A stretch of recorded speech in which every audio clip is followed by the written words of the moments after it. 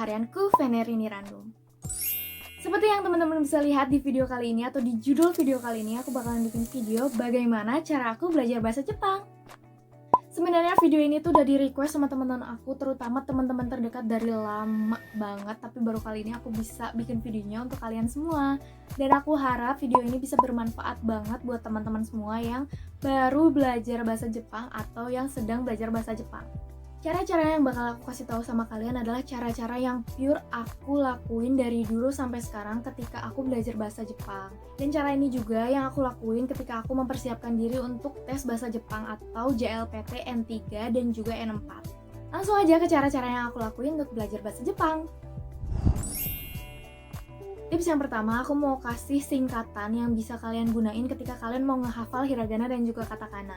Jadi ini adalah singkatan daripada urutan hiragana katakananya. Jadi singkatannya itu adalah A, Ka, Sa, Ta, Na, Ha, Ma, Ya, Ra, Wa. Pokoknya tulisan-tulisan ini atau huruf ini kalian susun secara vertikal ya, ke bawah kayak gini. Itu bakalan mempermudah kalian untuk melanjutin tuh urutannya A, I, U, E, O, Kakiku, Keko. Pokoknya begitu pun seterusnya, oke? Dan saran lagi buat kalian yang baru belajar bahasa Jepang, aku nggak nyaranin buat kalian ngawang bentuk hiragana, bentuk katakana di awang tuh jangan sama sekali. Menurut aku itu kurang efektif. Jadi minimal sehari itu 5 kali kalian nyoba untuk ngehafal tulisan hiragana dan juga katakana. Yang masih ada di tahap belajar hiragana dan katakana, semangat ya! Yang kedua adalah aku belajar bahasa Jepang menggunakan buku yang tertulis dengan hiragana dan juga katakana. Kenapa itu membantu aku sekali waktu aku belajar bahasa Jepang? Itu secara nggak langsung itu berusaha atau memforsir diri aku sendiri untuk cepet hafal hiragana dan juga katakana, terus juga melatih daya baca kita gitu loh. Walaupun sekitar 2 bulanan itu aku masih pakai buku bahasa Jepang atau buku belajar bahasa Jepang yang tulisannya pakai romaji, tapi menurut aku buat kalian yang emang pingin cepet-cepet bisa dan cepet-cepet hafal, itu aku saranin banget untuk belajar bahasa Jepangnya pakai buku yang emang tertulis pakai hiragana, katakana, atau yang ada kanjinya tapi ada furigananya di atas. Step yang ketiga ini adalah hal yang paling aku suka dan aku bakalan terus kasih tahu sama semua orang kalau ini adalah cara yang paling efektif untuk kalian lakuin ketika kalian belajar bahasa. Gak harus bahasa Jepang, tapi bisa bahasa apapun. Kenapa sticky note? Hal apa sih yang bikin sticky note itu penting dan krusial banget di belajar bahasa Jepang kali ini? Jadi hal yang selalu aku lakuin adalah aku bikin sticky note gitu. Kayak gini lah, anggap aja ini sticky note ya. Jadi aku tulis dalam 3 bahasa. Yang pertama adalah bahasa Jepang di paling atas, terus di bawahnya bahasa Inggris, dan yang terakhir adalah bahasa Indonesia. Anggap aja aku mau nulis atau menghafal kaca dalam bahasa Jepang. Karena aku baru pemula, jadi aku tulisnya dalam hiragana, itu bahasa Jepangnya kaca, di paling atas. Terus aku tulis di bahasa Inggris yaitu mirror, dan yang terakhir adalah kaca. Dan aku tempel sticky note ini di kaca.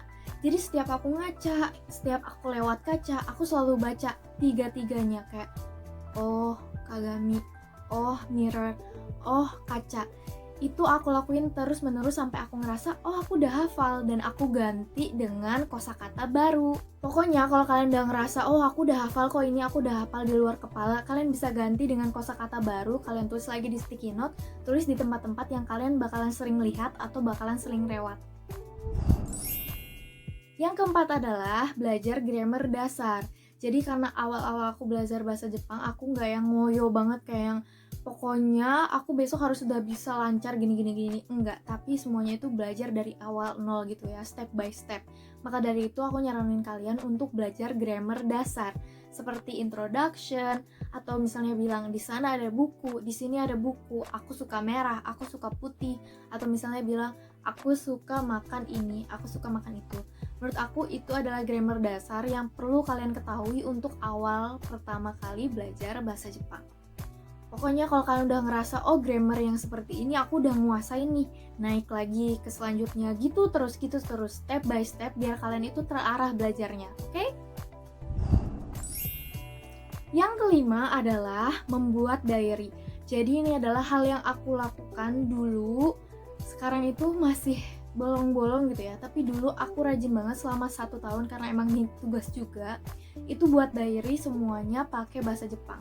Jadi aku bakalan tunjukin kalian diary-nya itu seperti apa. Jadi ini adalah diary yang aku buat kurang lebih selama 1 tahun berturut-turut. Setiap hari pokoknya aku ngelakuin ini, bikin diary. Nah, aku pokoknya bikin diary sesuai kemampuan bahasa Jepang aku. Jadi kalau misalnya aku cuma bisa tulis, hari ini aku bangun jam 8, terus titik. Terus habis gitu aku makan nasi, titik. Aku belajar bahasa Jepang, titik. Terus misalnya aku mandi jam 6, titik. Kalau memang kalian cuma bisa sampai situ ya nggak apa-apa. Kalian tetap harus coba nulis, coba mengekspresikan diri kalian, coba untuk cerita dan menceritakan diri kalian di diary ini. Karena ketika kalian berusaha untuk menceritakan kejadian yang terjadi selama 1 hari ini, pasti banyak banget kan, kayak urutannya gitu loh, kegiatan yang kalian lakuin itu kan pasti banyak banget. Dan secara tidak langsung emosi kalian itu kayak pingin menceritakan semuanya, kayak habis ini aku tuh tadi gini loh, perasaanku tuh sedang kayak gini, aku tadi main sama ini dan sebagainya. Karena itu diary kalian gitu kan. Nah, emosi kalian itulah yang bakalan bisa mendorong kalian untuk bisa bahasa Jepang jauh lebih cepat. Kok bisa sih? Kenapa? Apa hubungannya ya emosi mau cerita diary sama belajar bahasa Jepang? Banyak hal yang pingin kalian tahu, jadi kayak secara nggak langsung kalian pasti bakalan searching sendiri. Ini ngomong kalau mau nulis kayak gini kayak gimana sih? Kalau misalnya mau ngomong atau ngekspresin kayak gini harus nulis apa sih? Nah, keponya itu tuh penting banget. Jadi kalau kalian kepo di fase bikin diary itu bakalan membantu kalian untuk upgrade kosakata, upgrade grammar, dan secara nggak langsung kalian itu nggak bakalan sadar kalau diary kalian itu yang awalnya pertama kali itu bikinnya cuma kayak 3 baris aja. Karena kalian berusaha untuk explore diri, kepo terus, nanti akhir-akhirnya tuh si diary-nya tuh bisa jauh lebih panjang. Banyak kosakata yang udah kalian kuasain, grammar juga kalian udah banyak yang tahu. Jadi secara nggak langsung kalian udah bisa mengekspresikan cerita kalian atau diri kalian sendiri jauh lebih banyak daripada waktu awal.